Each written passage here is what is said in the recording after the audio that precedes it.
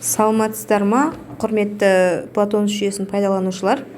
Бүгінгі мен сіздерге осы Платон жүйесіне қалай кіру туралы кішкене түсіндіріп өтейін.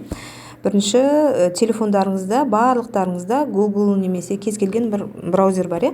Мына интернетке кіреміз. Кіргеннен кейін мына адресная строкаға немесе мына жерге де жазсаңыздар болады. Адресная строкаға мына IP адресті жазып шығамыз. 8.40.108.172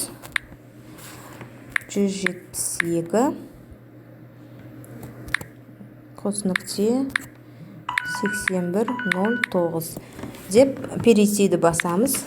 Осылай кіреміз. Кіргеннен кейін міне Платон жүйесіне кіретін арнайы терезе ашылды. Сол жерге біз өзіміздің логинімізді жазамыз. Барлықтарыңызға өздеріңізге логин берілген. Міне менікі тұр. Өзімдікін тердім.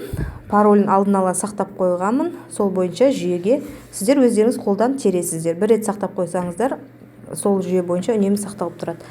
Войдиді басамыз. Мен пароль қателік кетіпті, пароліне кешіресіздер. Мына жерде паролін қайтадан тере салам.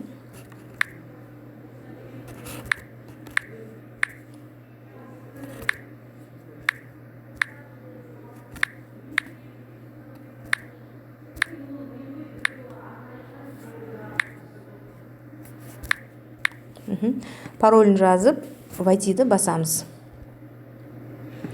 Міне сіздер осылай Платон жүйесіне кірдіңіздер.